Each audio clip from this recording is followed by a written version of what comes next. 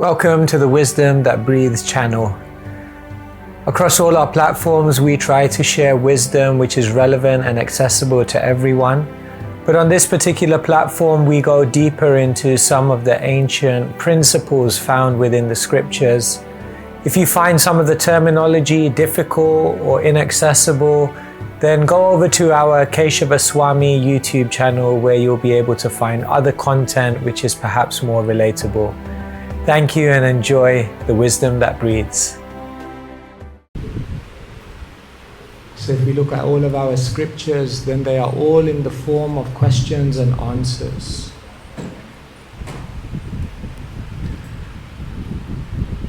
When we want to take the philosophy deeper, when we want to actually understand how this philosophy relates to our life, when we want to remove our doubts, when we want to understand Krishna and the world and our own lives in more detail, then to do all of these things we must ask questions.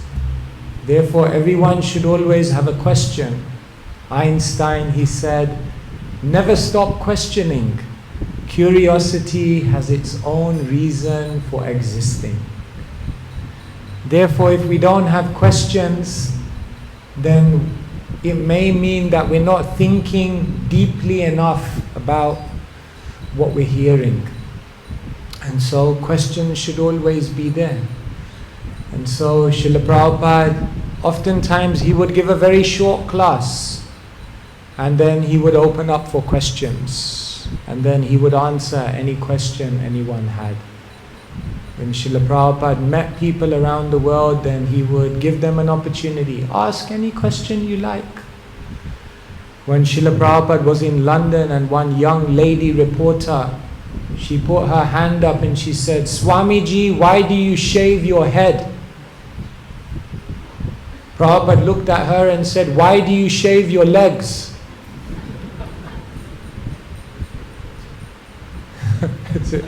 She was not expecting that answer. Perfect questions, perfect answers. So Prabhupada, she was speechless. So Prabhupada said, we prefer a cool head and warm legs. You need a cool head to understand philosophy. So Prabhupada, he always had the right answer. Someone once said to him in a class, Swamiji, I see the death rate in India is very high. Prabhupada said, no, the death rate is the same everywhere, 100%. No one gets out of here alive. One time a reporter in America said, Swamiji, Indian reporter, he said, Swamiji, why have you come to America? Prabhupada looked at him and said, why have you come to America? He said, I came for better opportunities. Prabhupada said, me too. He said, but you came for opportunities to take something. I came to give, to share Krishna consciousness. One time, one reporter said to Prabhupada, I see many of your disciples, they are hippies. Prabhupada said, they are not hippies, they are happies. So Prabhupada always had an answer for everything. So through humor, through intelligence, and through deep philosophy, Prabhupada was able to convince so many people about Krishna consciousness. Srila Prabhupada was willing to confront anyone, a scientist, a philosopher, any intelligent person. Once a devotee said to Srila Prabhupada, what gives you the confidence to speak to all these intelligent people and answer their questions? All these atheistic people. How do you get your confidence, Srila Prabhupada, to challenge them? You know what Prabhupada said? He said, I can challenge anyone. Because how can I believe them when they tell me Krishna doesn't exist? when I'm seeing him every single day. Prabhupada was convinced about the philosophy and he was seeing Krishna. And therefore he said, I can go and challenge any person. I don't care how many degrees they have. I don't care how much intelligence they have. I can challenge them, because if they tell me Krishna doesn't exist, I can't believe it because I'm seeing Krishna every single day. So when I came to the temple, I said to one devotee, I'm not sure if Krishna exists. I'm not sure. He looked at me, he said, we're not trying to convince you Krishna exists. I said, really? You don't want to convince me that Krishna exists? He said, no, we don't want to convince you that Krishna exists. I said, so what are you trying to do then? He said, we're giving you the process which if you practice, we're giving you the process by which you can perceive the presence of Krishna every moment in your life. I said, wow, that's impressive. I said, okay, sign me up. Because in Krishna consciousness, we're not just believing something, we should experience Krishna. It's there. So this evening, you have some questions. That's what I heard. So who would like to begin with the first question? Yes. Can you say your name as well? Yeah, my name is Mohan Muralidhar Das. But the question is from Amulya and Ananya, who are the daughters of Sakladari Kamai Das from Brunei. The devotees were here last week. So the question goes like, please kindly forgive me in case this question offends anyone, as I ask it with sincere respect and a desire for understanding.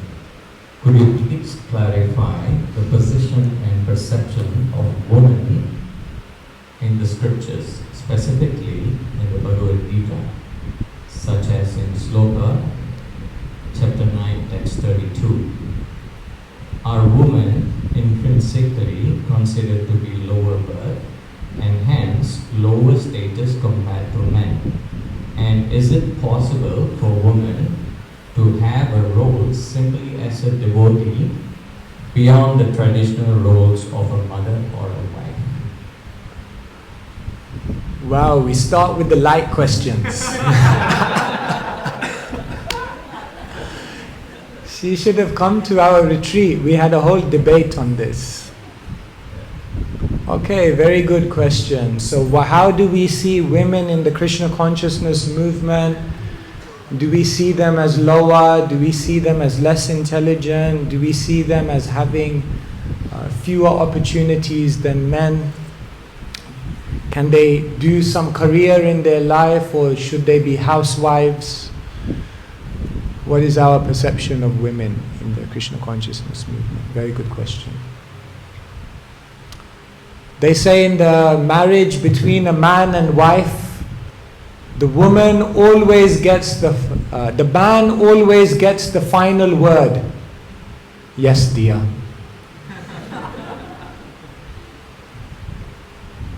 Shastra explains that women are extremely powerful. The energy of a woman, the potency of a woman, the power of a woman, and also the love of the female gender, which nourishes the future generations, cannot be compared to anything in this world.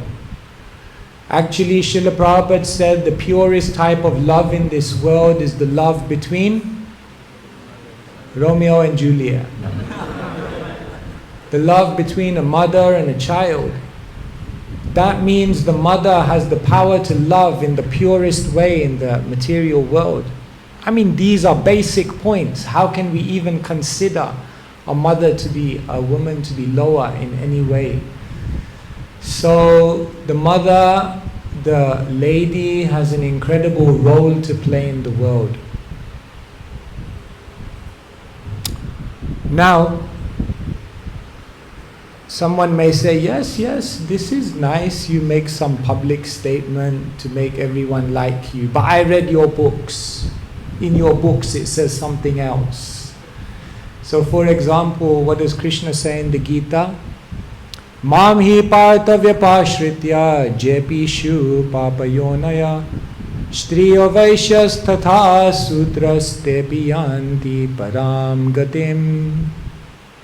So Krishna says, even though someone may be of lower birth, Striya, women, Vaishya, Vaishyas, Sudra, Sudras, Tepi Yanti Param Gatim, even they can attain the supreme destination. So oftentimes when we hear this verse, we don't hear the last line, Tepi yanti param gatim. We don't hear that line. We hear the other line, Papa yonaya. Are you saying women is a lower birth? Are you saying Sudra is a lower birth? So what does this mean? Do we look down on women? What's basically being said here is that in Varnashram, certain varnas and certain personalities are sometimes not having access to all of the opportunities. But what Krishna is saying is that even if one is not able to have access to all the opportunities because of some varnashram regulation, Tepi yanti param gatim, even they can also attain the highest destination. So here, when Krishna is saying that it's a lower birth, it's not that women are intrinsically lower. It's just that in a woman's body, or in a Sudra's body, or in a Vaishya's body, because of Varnashram, there may be limited opportunities to do certain things, but those limited opportunities do not in any way reduce your ability to go back home, back to Godhead. Okay? So we should understand this one by one. I'm giving you all the understandings. Now the second thing is that in the first chapter of the Bhagavad Gita, Krishna says women are less intelligent. I'm just repeating what's there. You have to be careful on this. Sometimes people will just cut Instagram reel. SB Keshava Swami, women are less intelligent. Boom, goes viral and then finish. So I'm just repeating. Now this is what is said in the Bhagavad Gita. Women are less intelligent. Prabhupada writes in the purport. Now, there are cameras in the temple room. So we're recording everything. Put your hands up if you believe women are less intelligent. I want to hear you first. You all are putting me on the spot. So now I want to hear also what you think. Okay, I got a camera going on here. We're going to see. Prabhupada says in the purport, Prabhupada says, women are less intelligent. Put your hands up if you also believe women are less intelligent. Put your hands up. No one. You all are so... Okay, here we have one. One Mataji here, okay. So this is a very problematic. How do we understand this? So you see, every statement of Shastra, every statement of the Acharya must be understood in context. So first thing to realize is, women are less intelligent. Let's just take that statement. First thing is, when we hear this statement, we should realize none of us are men or women. The first problem is we hear a statement like that, and if we're a woman, we feel offended because we identify ourselves as a woman. And if we're a man, we think, yes. Because we identify ourselves as a man. You're a woman now, maybe in your last life you were a man. And maybe men were also women in their previous lives. Very possible. It's all moving according to the waves of time. Naham vipro, na cha narapatir, napi vaisho, na sudro. We're not man, we're not woman, we're not Vaishnava, we're not sannyasi. We're not any of these things. We're spiritual beings. So the first thing is, when we hear this, don't hear it as a woman. Don't hear it as a man. Hear it as a spirit soul. Jivera Swarupa Hoy, Krishnera Nityadas. There's only one male. Who's that? Krishna. There's a story, Srila Prabhupada, he said probably it didn't happen, but it's still a good story, so he told it. He said, Mirabai, you know Mirabai? Yeah, she was a great saint. So she came to Vrindavan. So she heard that Jiva Goswami was there. You know our Jiva Goswami. So she sent a letter, I would like to see you, Hari Katha, Krishna Katha, you are sadhu, I would like to speak to you. So Jiva Goswami sent a letter back and said, no, Goswami, I don't speak to women. So he sent the letter back. So then she sent another letter, she said, women? He said, we're all women. You don't speak to women, you're also a woman. Because Jiva is Prakriti. Krishna is Purusha. So actually, so Prabhupada said, probably this didn't happen. But he said it's a good story anyway. Tells the purport. So you understand? First point is, we're not men or women. We're spiritual beings. Okay? Second thing is, when we say women are less intelligent, maybe there is truth to that in a certain context. Did you know that there are different types of intelligence?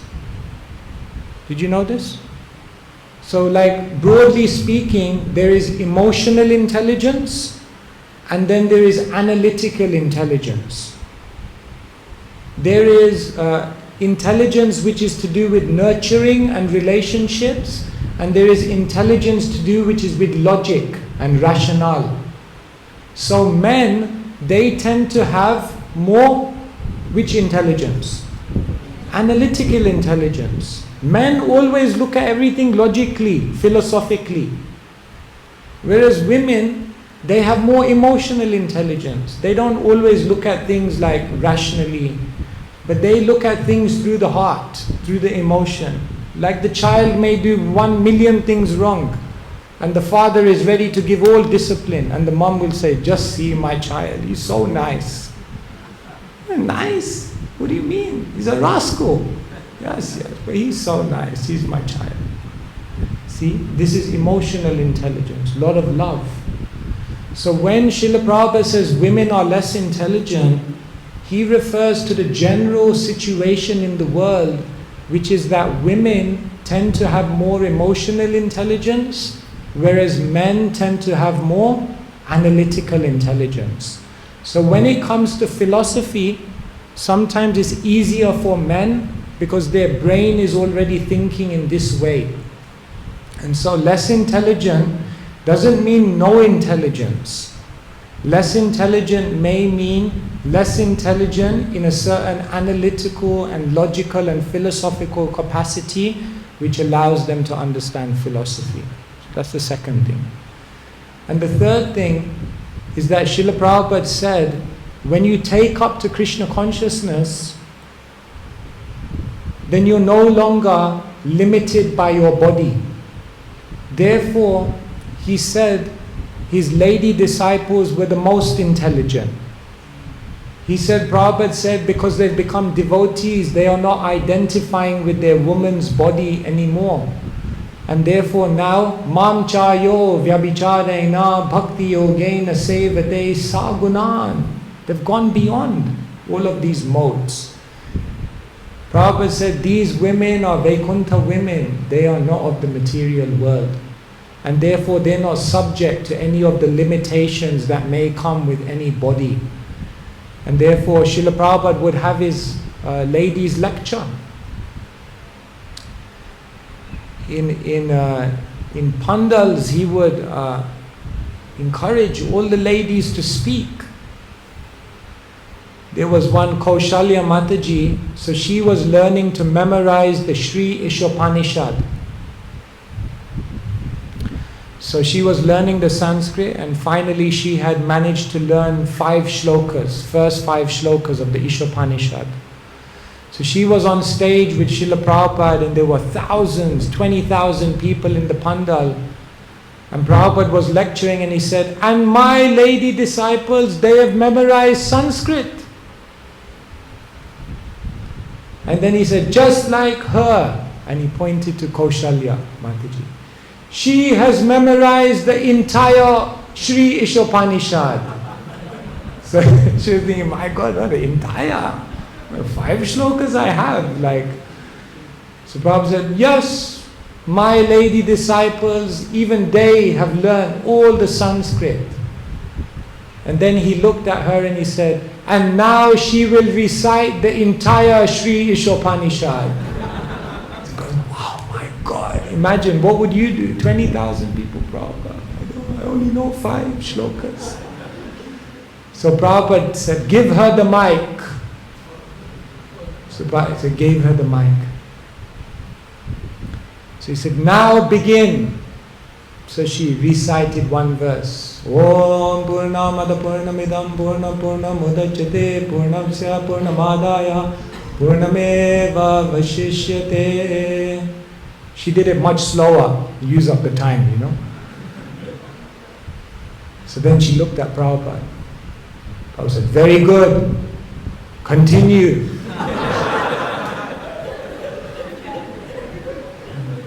Ishavashyam idam sarvam yatkinchit jagatam jagat tena tyaktena bhunjita magrida kashyasvid dhanam.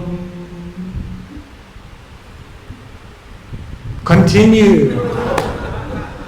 So like this, she went 2nd shloka, 3rd shloka, 4th shloka. So my God, you know, like they say, you have certain amount of lives. And then she was now 5th shloka. She recited the 5th shloka. She was sweating like anything.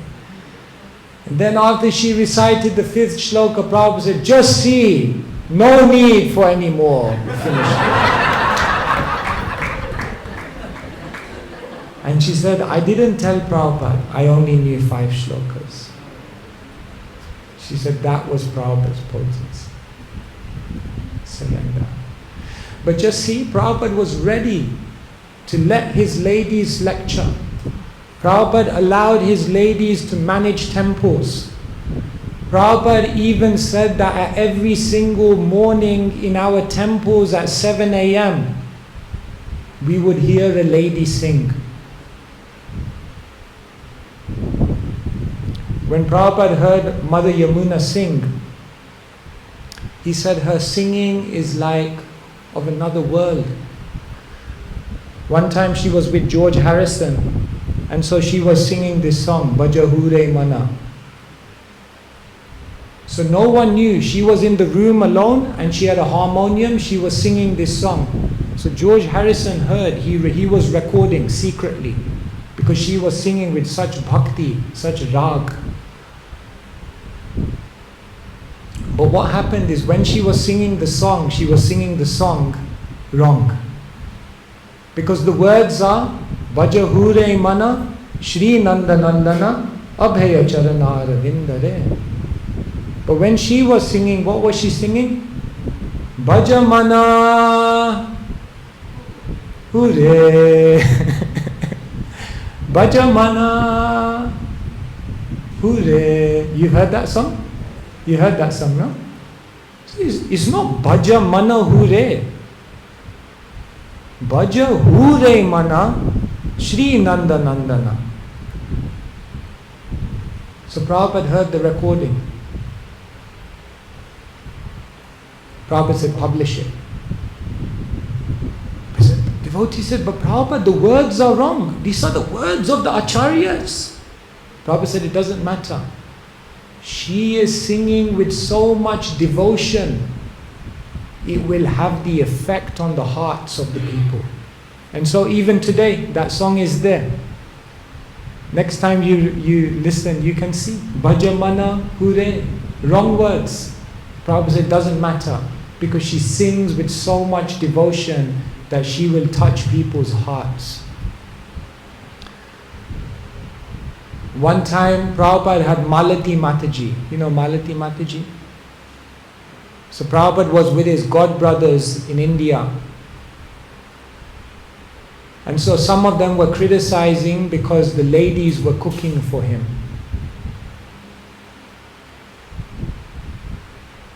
So Prabhupada, one afternoon when all of his godbrothers were in the room, he knew some were criticizing him. Sannyasi, lady, cooking. So Prabhupada said to Malati, who's cooking today? Malati Mataji. Tell her to bring the prasadam in personally.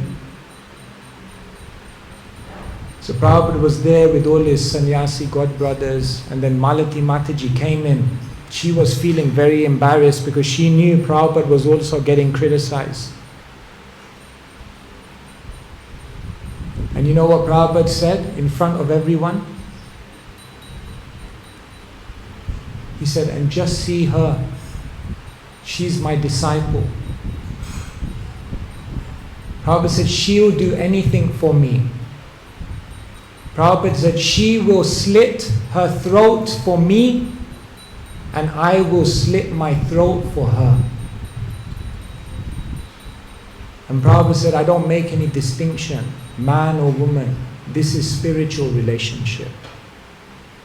So therefore, on the spiritual platform, there's no distinction. Who are we, man or woman? We're not any of these things. We're just servants of Krishna. However, while we're living in this world, there has to be some etiquette. There has to be some separation. There has to be some protocols. Because otherwise, Bhagavatam says, Nanavagni pramadanam grita kamba samapuman. Man is like butter, and woman is like fire. Both are good, but when they come together, fireworks. So because of all of these things, there are some distinctions, some etiquette, some culture. So no one should feel this is like discrimination. In this day and age, we have so many Matajis who have do so many amazing things. They're successful, they have careers, and they're very, very Krishna conscious. So Srila Prabhupada was very progressive. Whatever you do, dedicate your life to Krishna. And however you want to do that, no problem. But dedicate your life to Krishna. That's the most important. Is that okay?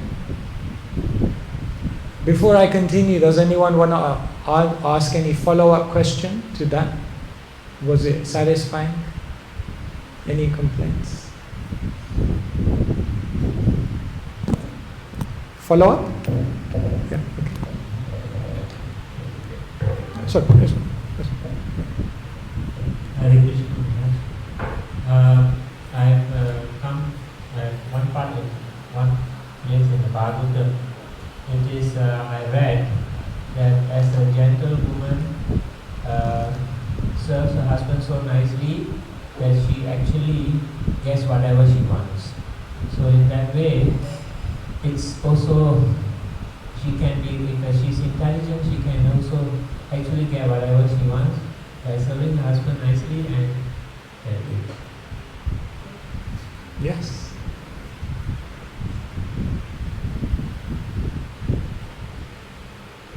You see,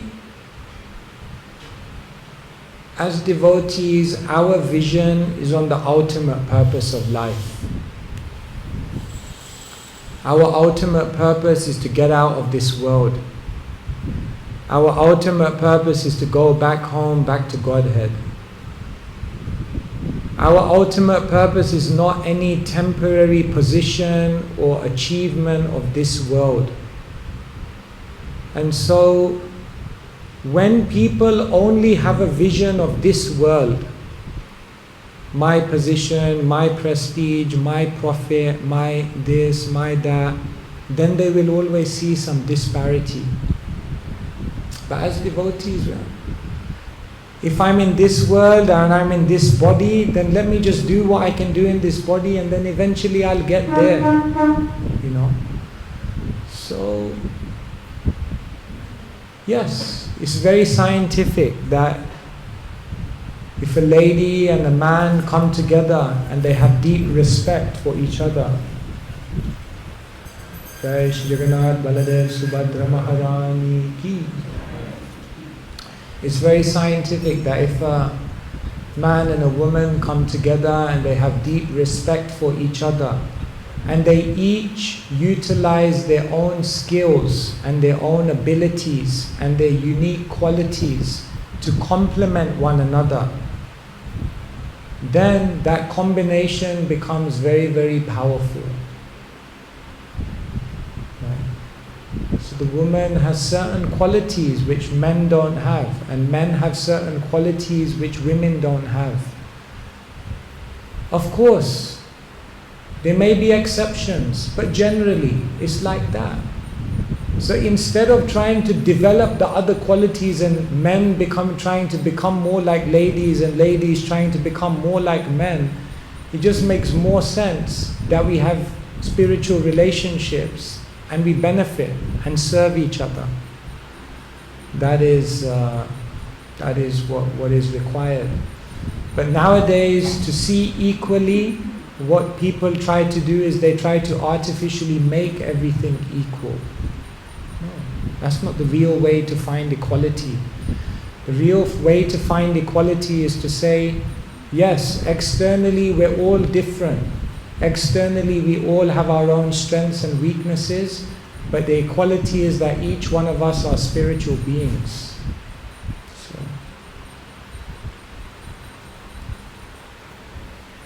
thank you. All right, yes. Is it on this question? Okay.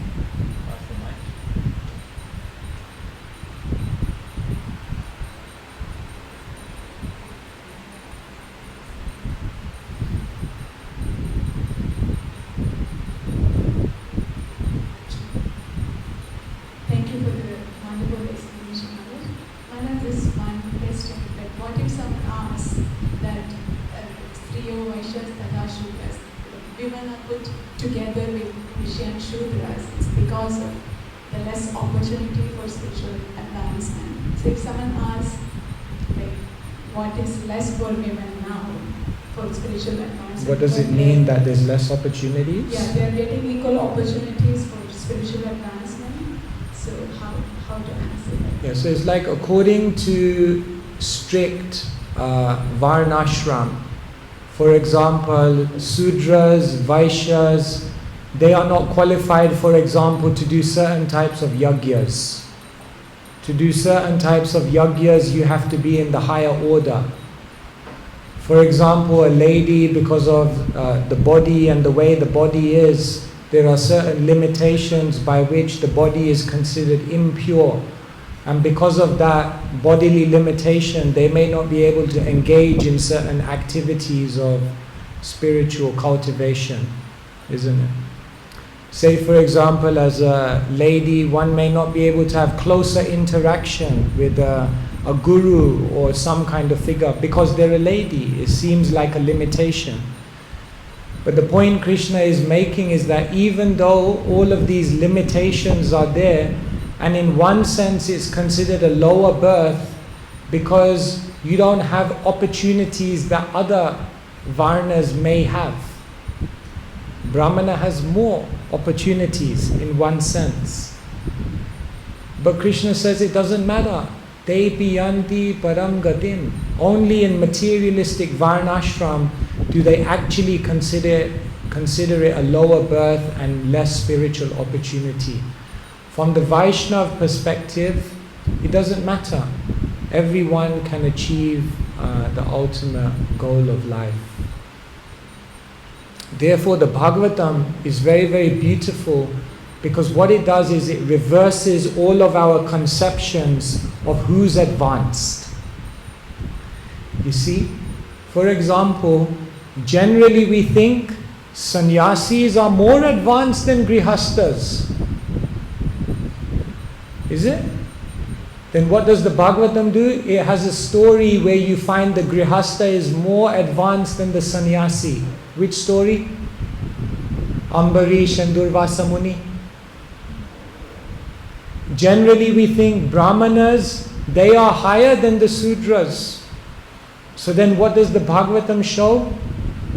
The sages of Naimisharanya are hearing from who? Sutta Goswami. Sutta Goswami is of a lower birth. But all the sages, Paka Brahmanas, they are hearing from Sutta Goswami. Generally you think demigods, they are higher than the demons. So which demon appears more advanced than the demigod in the Bhagavatam? Vitrasura. He is preaching to Indra only. Generally we think old people, yes, must be respected. They are more advanced than the younger ones. So then what does the Bhagavatam have? Dhruva, Prahlad. Doesn't matter. You may be young, but if you have bhakti, you're higher. And generally we think men, oh yes, men, higher than women. So then what story does the Bhagavatam have? Wives of Kaliya, more advanced than Kaliya. Wives of the Yajnik Brahmanas, more advanced than their husbands. Their husbands are doing everything. Satkarma, Nipuno Vipro, Mantra Tantra Visharada. They're doing all the mantras, all the tantras, all the yagyas. But when Krishna and Balaram come to ask for some food, no, don't disturb us. But the women give everything. They say, take everything. What do you want? Take us. So the Bhagavatam reverses the hierarchy. You are not advanced because you're a man. You're not advanced because you're a sannyasi. You're not advanced because you're a brahmana. You're advanced because you have bhakti. Anyone who has bhakti, it doesn't matter what body they're in, they are advanced. You should bow to them. Therefore, at one point, who was the leader of all the Vaishnavas?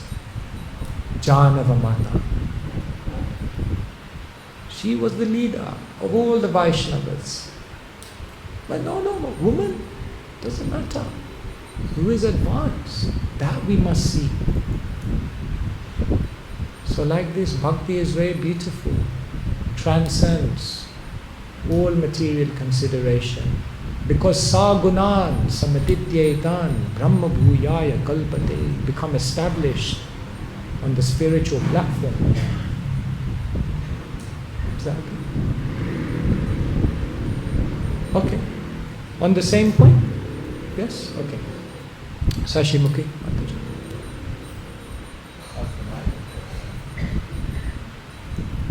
Mataji was in London and PhD finished.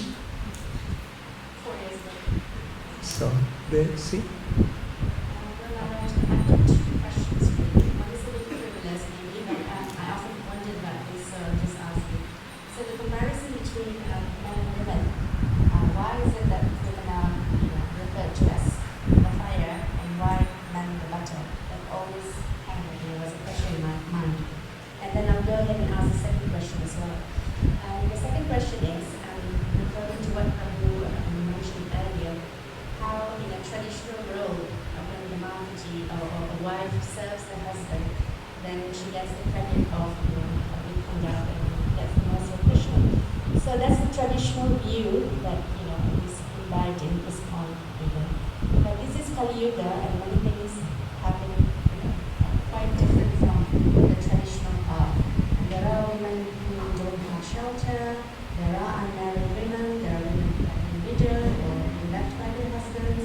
So there are many different circumstances. And how does this Tri Dharma apply to these women? Thank you.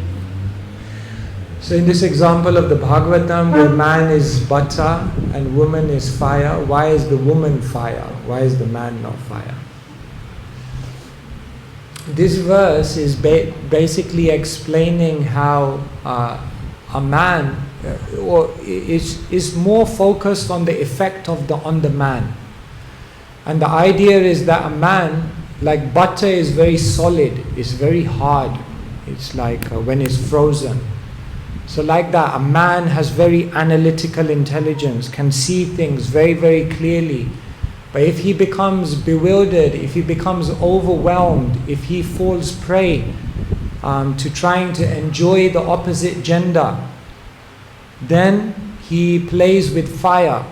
And then what happens to the butter? That clear, strong, stable, steady man becomes like, loses all intelligence.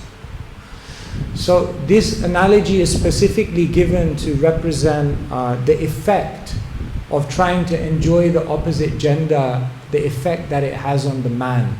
It's not meant to be some kind of criticism of women that, everything is okay, but as soon as the woman comes, they're like fire, they mess everything. Not like that. It's more explaining that what happens to the man if he tries to enjoy the opposite gender. And fire is also very, very powerful representation of a person. Like sometimes people ask, why do we wear saffron? And there are many descriptions for saffron, but one of them is that saffron represents fire. Because renounced life means that it must be a life of intensity. Because we try to give up so many things, therefore we must intensely practice Krishna consciousness, Tivra Bhakti, otherwise we cannot maintain. So fire also represents a certain level of intensity. And it's said that the woman, in the body of a woman, there's a certain intensity that even a man doesn't have. And therefore, you can see how that intense potency has been used in very beautiful ways and also very, very exploitative ways. So again, it's not good or, is fire good or bad? It depends how you use it. Without fire you can't eat anything. But fire can also bring the whole building down to ashes. So again, these analogies are not meant to make one person look bad and one person look good. These analogies are just meant to show the effects of what can happen if things combine in the wrong way. Like that. And your second question on what do we do in today's day and age, because there's three dharma. There's the dharma of a woman, but then the world changes, our situations change. So yes, therefore we have to constantly adjust. Srila Prabhupada said in Varnashram Dharma, or in Vedic culture, there are principles, and those principles can never be neglected. Those principles are eternal. But then there are details, and those details may be adjusted. So there are principles for a lady that cannot be violated at any time. For example, a lady must be chaste. But how they display their chastity and in what way, that may vary from culture to culture, how that chastity is expressed. He said that chastity is the very quality that defines a woman. So, but according to time, place and circumstance, it may change. In a certain place, that chastity may be represented by a woman covering her head. But in other cultures, for example, there are countries in the world where women are not allowed to cover their heads. Secular countries, they don't allow. So then does that mean that women can't be chaste in those places? No, they can be. But they will represent their chastity in a different way. Jagannath Baladev Subhadra Maharani ki. So everything is always changing. We are living as sannyasis, but we don't live like the sannyasis of 500 years ago. No way. That ain't happening. So we have to adjust. So we have to be kind, we have to understand. But we have to understand that there are principles of dharma that shouldn't be violated. Because dharma rakshita rakshita, if you protect your dharma will protect you. So what it means is that you have to go through the shastra, you have to look at Stri Dharma, and then you have to ask yourself, what are all the principles that must be maintained? And then what you do in another column is you say 2024. How do I live this principle in this time that I'm living in now? And that's the art of how to follow Varnashram Dharma without becoming fanatical and unrealistic. And in that way, we progress in our Krishna consciousness. Is that okay? Thank you. Okay. All right. Looks like the whole evening could be on this topic only. All right. I'm your servant.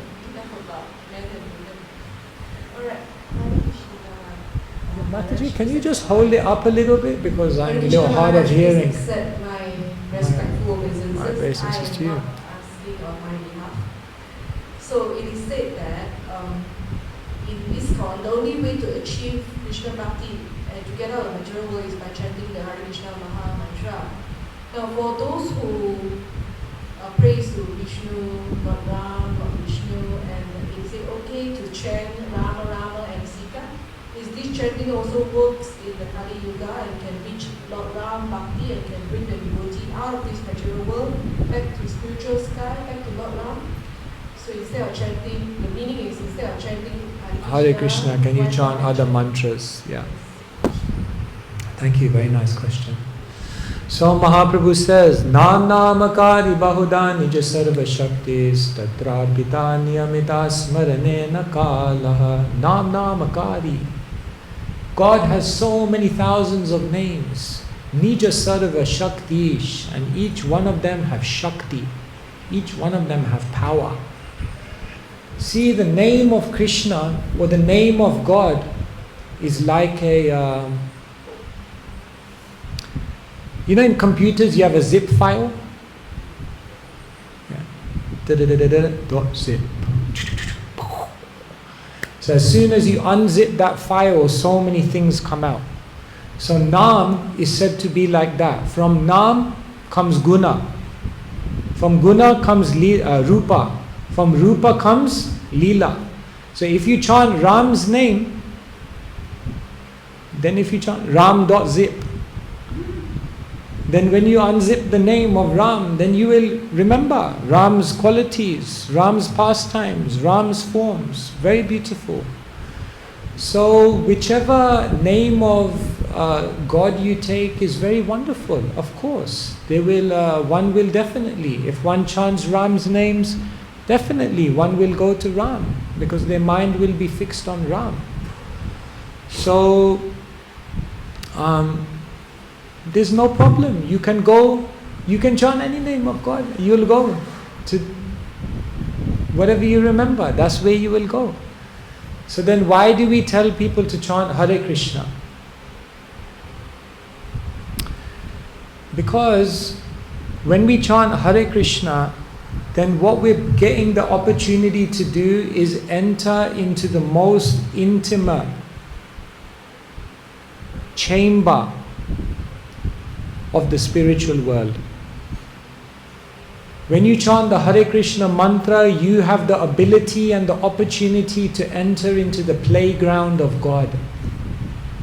Because when you chant the name Krishna, No jane janita kiyad biramrite krishneti varna dvai. These two syllables, Krishna, they contain all the sweetness of God's character.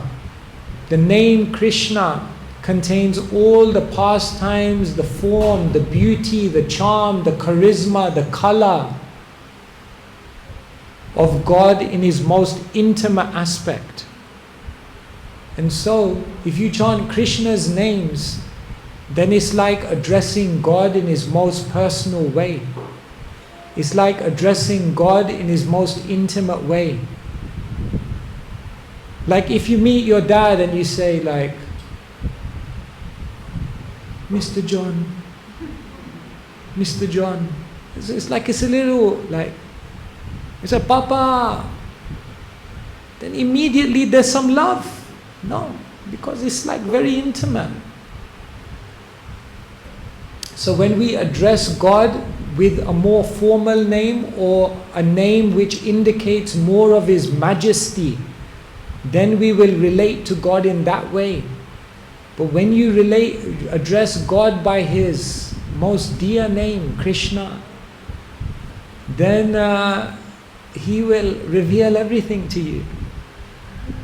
So it's all a question of where do you want to go.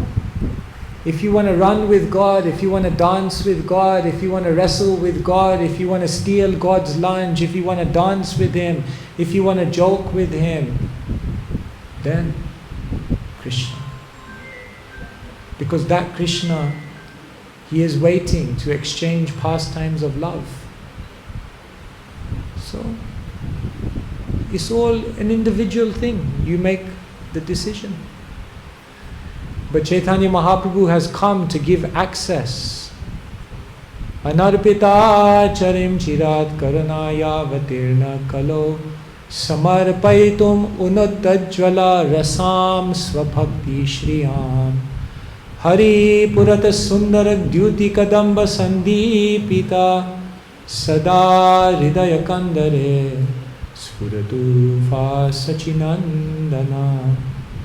Chaitanya Mahaprabhu has come to give you entrance to that place which was never given before, that easy entrance. He is giving by giving you the Maha Mantra. So the Maha Mantra is very powerful. Krishna's name is very powerful. My spiritual master, before he became part of the Hare Krishna movement, he was living in Amsterdam. So there was one lady there. So he was living with her. And she had a dog. And you know what the dog's name was? Krishna. So this is before he was a devotee. So what would happen sometimes is that the dog would run away in the night time. So then she would wake him up. There you go, find the dog, find the dog.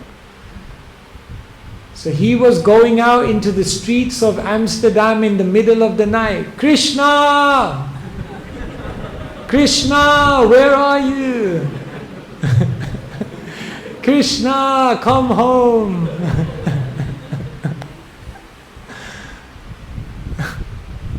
And then after some time, Krishna came. Krishna really came. Naam no hi yavati shakti. Naam is having a lot of power. So it's very nice. Rupa Goswami says, when I hear the two syllables Krishna, I desire thousands of years. When I chant the two syllables Krishna, I desire thousands of tongues. And when the two syllables Krishna enter the courtyard of my heart, then they conquer all of my senses and they make my mind inert. When Chaitanya Mahaprabhu began chanting the Hare Krishna mantra, then he came back to his spiritual master, Kiba mantra dile gosai, kiba tarabal, japite mantra, korite pagal. He said, Kiba mantra dila Gosai. Oh Gosai, what kind of mantra have you given me? Japite mantra. I'm chanting the mantra again and again. Korite pagal. And I'm becoming completely mad. Ishvara Puri said, very good. This is the essence. You have to become mad. So if you want to become mad after God, then you chant Krishna's names. If you chant other names of God, yes, you will have love for God. But there will be a certain amount of reverence and formality which surrounds that relationship. And therefore the full exchange of love may be impeded. Therefore Mahaprabhu gives us the opportunity. Is that okay? Sorry, today my answers are very long-winded. I try to answer short now. Krishna Maharaj is accepting humble obeisance. Maharaj, maybe you can explain how we can focus on Krishna and less about ourselves when we do Kirtan. Because sometimes when we play Mridanga or play the harmonium and sing, when there's so many devotees around us, and suddenly we feel this responsibility to lead the Kirtan, how do we focus on Krishna? Yes, so sometimes we're doing devotional service and we could be speaking about Krishna, but just thinking about ourselves. We could be singing Krishna's names, Hare Krishna, and just thinking, just see everyone thinks, Tacha, wonderful singer. Because we always want to bring ourselves in the center again. See? Ishvaroham aham bhogi, siddhoham balavan sukhi. This is actually the conditioned soul. Ishvaroham, I am the controller. Aham bhogi, I am the enjoyer. So this tendency is within us very, very deeply to be the enjoyer, to be the controller. And therefore in this world, when we get some attention, we like it very, very much.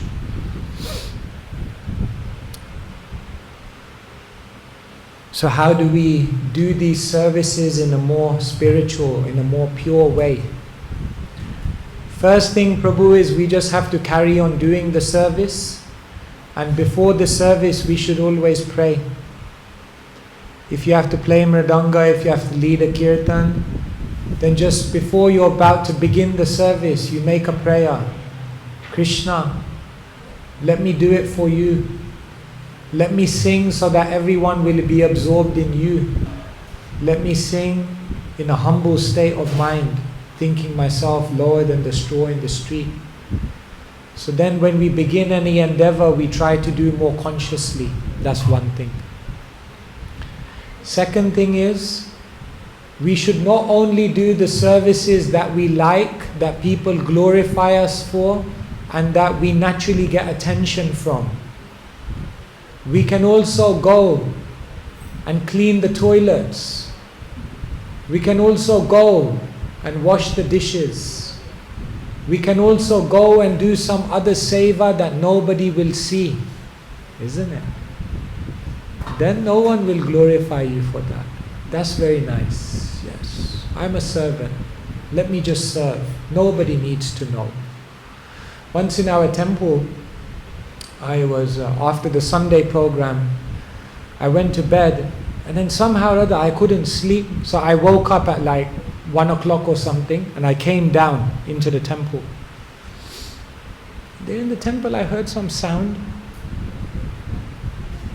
So then I was thinking, who's awake at this time? So I went round and there was one of our devotees and he was cleaning the toilets. in the middle of the night. So I said, hey. So he was very embarrassed. I said, what are you doing? He said, oh no, I'm just, what are you doing? I'm cleaning. And what I found out is that for the past 5 years, what he would do every Sunday night is that when everyone had left the temple and everyone had gone to sleep, then he would come out and he would clean the whole temple, and then before anyone woke up, he'd be gone. And he'd been doing it for 5 years, every single week, and nobody knew. That's bhakti. Krishna knows. It's for Krishna. The whole world may not see. Doesn't matter. It's for Krishna. So if you can do some seva like that also, then it will be very nice. Because then it's only you and Krishna. Sometimes we tell people, japa is the closest thing to pure devotional service. Because you don't get anything from it. Isn't it? If you do kirtan, still the music is nice, the beats are nice, some gratification is there. If you do a big project, you serve Krishna, but then people glorify you, you have position. If you make a nice feast, then yes, everyone says, good, you enjoy the prasad. But when you chant japa, what benefit you get? Nobody glorifies you, nobody knows, no side benefits, it's just you and the name. Therefore we tell people, if you want to be a good kirtaniya, a real kirtaniya, do good japa. Because japa is nothing, it's just you and Krishna. Therefore those who chant many, many rounds, generally you find they become very deep devotees. Because it's only them and Krishna. See? So second thing is try to do some seva where you are not being glorified. And that will purify the seva bhav. Will it make sense?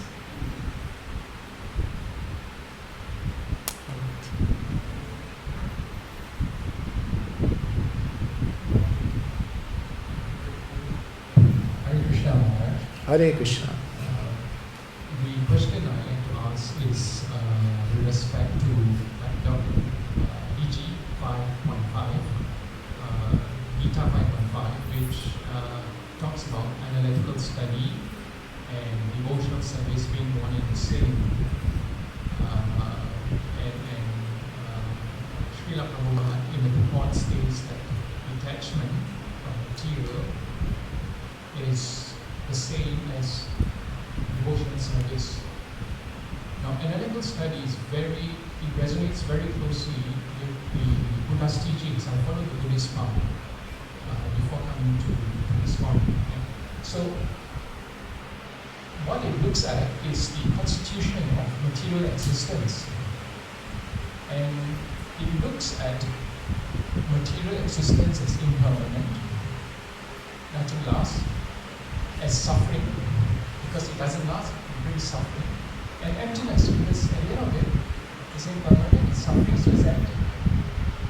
And the goal of the Buddhist is to drop the I and mine, because that is the cause of suffering. So we practice that, we practice the dropping of I and mine. And to add on top of that, we adopt 4 mental states, which is called the 4 Brahma Viharas. And these mental states are love, loving kindness, compassion,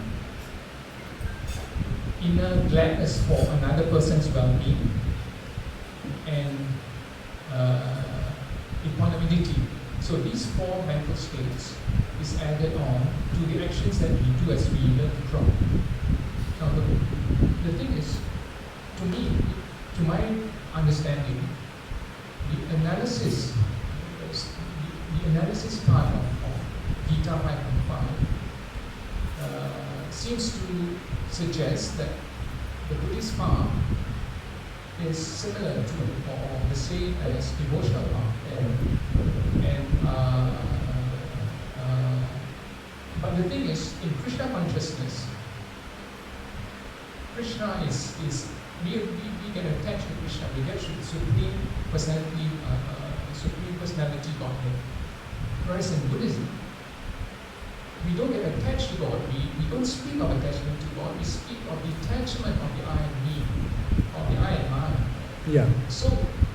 So how does Sankhya and Bhakti and all fit together? Thank you so much. Wonderful question. Very thoughtful. Amazing. So everyone understands Sankhya? Sankhya means to measure, literally.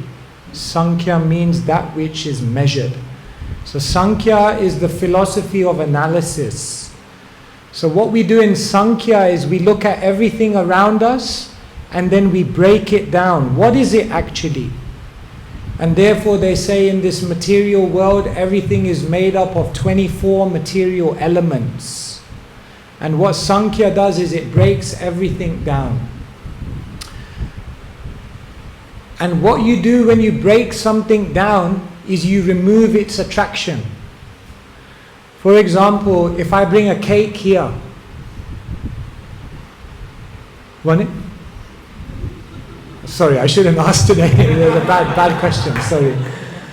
If I have a cake here and I say, one, yeah, why? Yeah, definitely. Now, if I take the cake away and I bring all the ingredients, here is 1 bag of flour, here is 1 spoon of sugar, here is 1 cup of honey, here are some almond flakes. Take. But why? It's the same thing. But when you break something down, then the attraction goes. Like we see this body, oh yes, mirror, mirror, on the wall, who is the most beautiful of them all? You know the story, Liquid Beauty? One man, he wanted to enjoy one lady. So the lady said, you want to? Okay, come back. He said, what do you want? He said, you're so beautiful, I want to enjoy. She said, yeah, come back after 1 week. So you know what she did? Laxatives. Understand? When you take a laxative in, everything comes out. So she was taking laxatives the whole week. And everything that was coming out, she was also storing only. This is a good story on Ekadashi day because after you feel, no, prasad, okay, no. So after 1 week, everything, she was weak, So the man came knocking eagerly. I said, yes, I want to enjoy, where is she? So she opened the door. He said, where is that? I wanted to enjoy with her. She said, no, not you, the one I wanted to enjoy. No, that's me. He said, no, that's not you. That's me. He said, no, you are very ugly. Where is your beauty gone? He said, oh, my beauty I separated from me. He said, I want the beauty then? So she said, be my guest. Understand? This is Sankhya. Sankhya means break it down. We become so attracted by so many things. What is it actually? It's nothing is there. It's only material elements combined together in a certain thing which attracts our eyes. Wow. What? Nothing is there. So Sankhya is all about detachment. Don't get attracted. Don't let your eyes wander. Don't become distracted. Stay focused. This is all temporary. However, there are different types of Sankhya. So in Vedic darshan, there is an atheistic Sankhya and there is also a theistic Sankhya. Atheistic Sankhya it just leads to like a nihilism.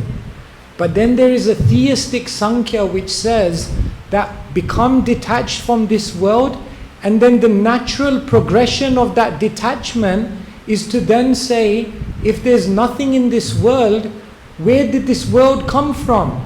And who is that person? And maybe there is something there of positive attraction.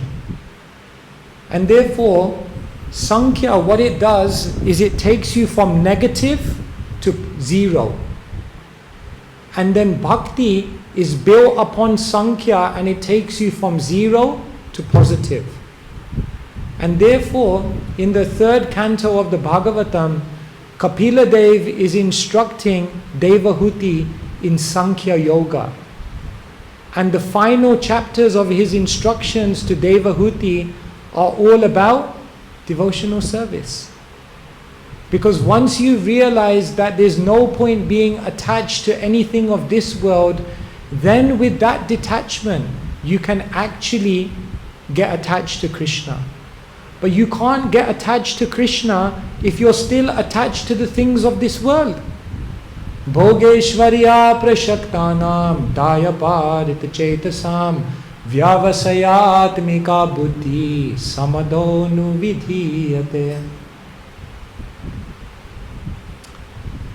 For those whose minds are attracted to enjoyment and opulence, the resolute determination for devotional service does not take place. So sometimes we are trying to enjoy the best of both worlds. Yes, yes, Hare Krishna. And then on the side, few enjoyments are there also. One for Krishna, two for me. Two for Krishna, three for me. Giving, so holding on. So then you can't fully. So Sankhya, what it does is it helps you to let go. Become detached. Why are you so attracted by the opposite gender? Ultimately, what is this body made of? Mucus, bile, air, stool, very heavy. It helps us realize, I become so attracted by all these things. Nothing is there. But still, when we see the form,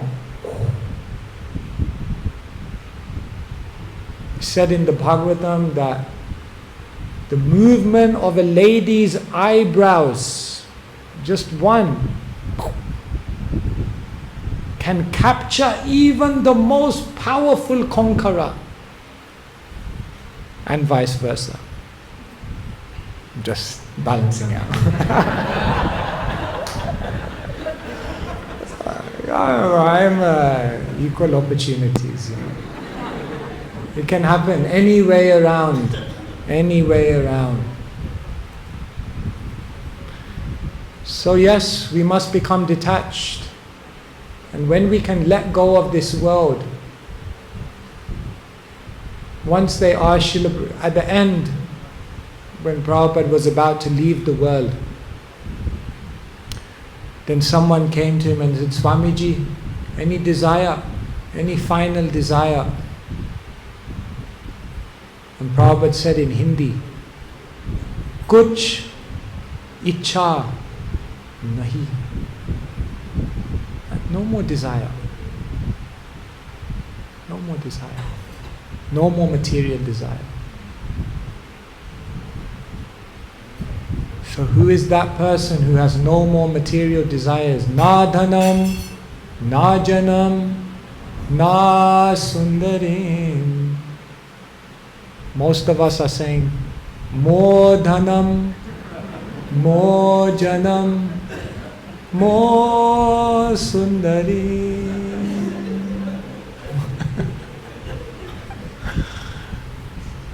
So Sankhya is very powerful because it gives you a very strong intelligence. So like this, Sankhya is actually leading to bhakti if practiced in the right way. So the Buddhist teaching, it only ends at Sankhya. The root of all cause, the root cause of all suffering is desire. True. Material desire. but then they don't know that there is spiritual desire. That they don't know. So this right, philosophy is correct. Material desire definitely will cause you suffering. 100% guaranteed.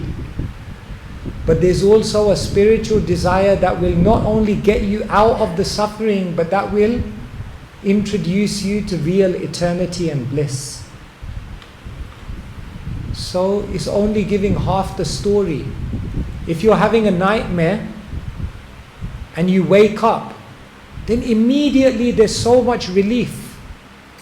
But then you don't just lie in the bed for the rest of the day. After some time you want to get up from the bed and do something. So material life is like a nightmare. Buddhist philosophy brings us to the point of waking up from the nightmare. But Vaishnava philosophy then helps you to get up and actually live the real life. That's the progression. Alright, if I may ask a follow-up question. I think in many Buddhist circles, you are right, Maharaj, they speak of the end of cessation of suffering, how do you stop suffering. But in some Buddhist schools, some teachers find More evolved. teachers, they also said that in addition to the cessation of I and mine, there is the four Brahma Viharas, the four mental states that a practitioner dwells in. It's like a kind of a devotion where he dwells in these four mental states. And these mental states are, first, they call it metta. In Pali, it's called metta, which means loving kindness. The kindness towards everyone that he sees, irrespective of whoever the person is. Second, of course, the order I may not get it right, but the 4 points is, the second one is sympathetic joy, which means that this person, this practitioner, rejoices in seeing the good in another person. Okay, so he has this inner delight. So I understand. So you're saying these four mental states are there which support. Yeah, and this is exactly what Krishna talks about in Bhagavad Gita. For example, Krishna will say, Abhayam sattva samsudhir jnana yoga vyavastiti danam damascha yagyascha svadhyayas tapa arjavam ahimsa satyam akrodas tyagakshantirapeshanam daya bhuteshva loluptvam mardavam rerachapalam teja kshama dhriti saucham adroho nati manita bhavanti sampadam devim abhijatasya bharata. Krishna will say, ahimsa, be non-violent. Akrodha, don't get angry. Tyaga, be detached. Shantir, equanimity of mind. Socham, be clean. Mardavam, simple. Achapalam, don't become just easily affected by the waves of the world. Teja, be strong. Kshama, be ready to forgive. Dhriti, Socham, all these things. So Krishna also gives all the different divine qualities which one must embrace. You see, sometimes we think we're chanting Hare Krishna, but we don't have to be humble. Sometimes we think we chant Hare Krishna, but I don't have to be kind. The main thing is I'm chanting. I'm a devotee, I'm chanting. Yeah, very good. But do you also have the character? If you chant, but you don't chant in a humble state of mind, Bahu janma kari jadi shravana kirtan tabutana paye Krishna pade prema dhan. You can chant for lifetimes and you may not get prema. Therefore, these mindsets, this character is also very important for the devotees. Have you noticed how sometimes the devotees are so transcendental that they're not even nice to each other? How many times you go in a Hare Krishna temple, you walk past the devotee and they don't even say hello? we should be nice, we should be kind, we should be compassionate. Yes, we have such a high philosophy. Can we also be nice human beings? That's also important. So Krishna tells Arjuna, also develop divine qualities, be a Vaishnava, be a nice person. Our movement needs more kindness. Imagine in our movement if we embrace those 4 mental states. That when another devotee is doing well, we feel so happy. Yes, how wonderful, the devotee is doing well. But still in our own movement, in our own communities, there's so much envy. Isn't it?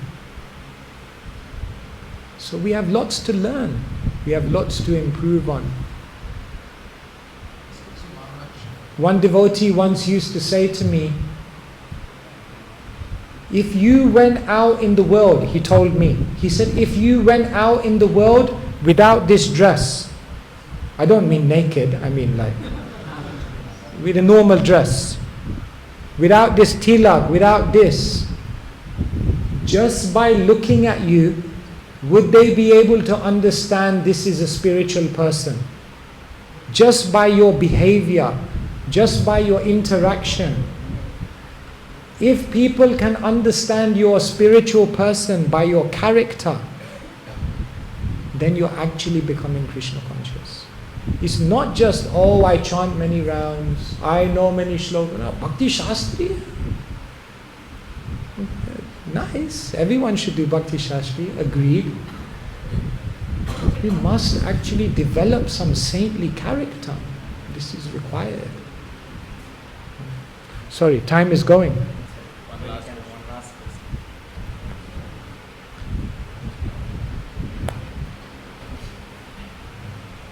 Hare Krishna Maharaj.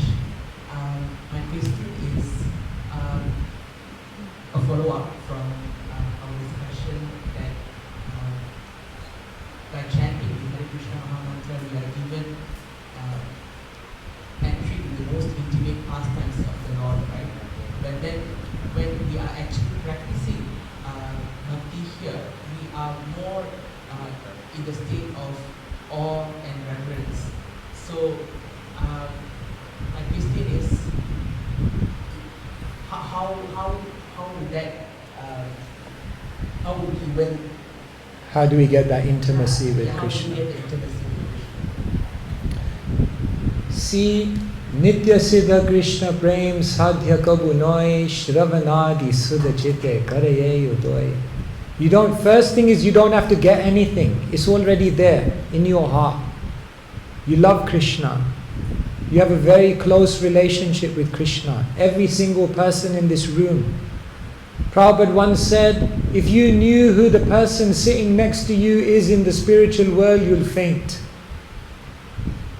We're looking at each other thinking, my God, the spaced out guy. Everyone already. So first thing is there. Now, Shravanadi Sudachite Karaye Udoi. It has to be awakened by the process of hearing and chanting. So what we're doing is we're getting to know Krishna. You see, are you married? Okay. Want to be a brahmachari? No, I'm joking. I always check for a few candidates. In the future, you may meet someone. Then when you meet them for the first time, you not immediately ask them so intimate things. In the beginning, you'll say, oh, and what degree are you doing? And what school? Oh, where did you grow up? And how many brothers you have? And all some formal questions, some very formal interaction. No, immediately we'll say, what did you dream about last night? Okay, relax. First, get to know me. So what we're doing with Krishna is first we're getting to know Krishna. Janma karma cha me divyam evam yo vedi tatvata. What is Krishna's janma? What is his karma? What does he do? Who is he? What is his tattva? What is his position? Krishna? Krishna is the supreme personality of Godhead. Oh, Krishna is the supreme person. I should worship him. So in the beginning we approach with respect. But later on, as we approach Krishna with respect, then we begin to realize, yes, Krishna is the Supreme Personality of Godhead, but Krishna, Ishvara Sarva Bhutanam Hriddes Arjuna, he's also in my heart, he's close. Sarva Bhuta, he's my friend. See, so gradually we're uncovering more and more of Krishna's personality. So first we begin with reverence, respect, and then we realize Krishna's my friend. And then as we realize more and more, then we become more and more intimate with Krishna. But what we do is that while we're in the material world, even when we become very advanced, externally we always worship Krishna with respect. Even the Goswamis of Vrindavan, who are they? Manjaris. Manjaris, you understand? Krishna and Radha have Sakhis around them, who are the intimate servants, and every Sakhi has a certain number of Manjaris that assist. So the Goswamis are Manjaris. They are right there in Krishna's pastimes.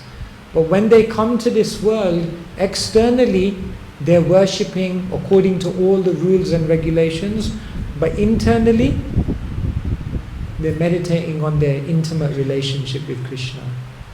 So in the beginning, awe and reverence, respect, understand Krishna's position. As we become more advanced, we'll become more personal with Krishna. And then when we actually develop that intimate, then we will cultivate that within ourselves, but externally still follow all the rules. This is the science of bhakti as given by Rupa Goswami. So if you want to learn all these things, it's all there. Bhakti Rasamrita Sindhu. Hari Hari, Hare Krishna, Srila Prabhupada ki jai. Thank you so much.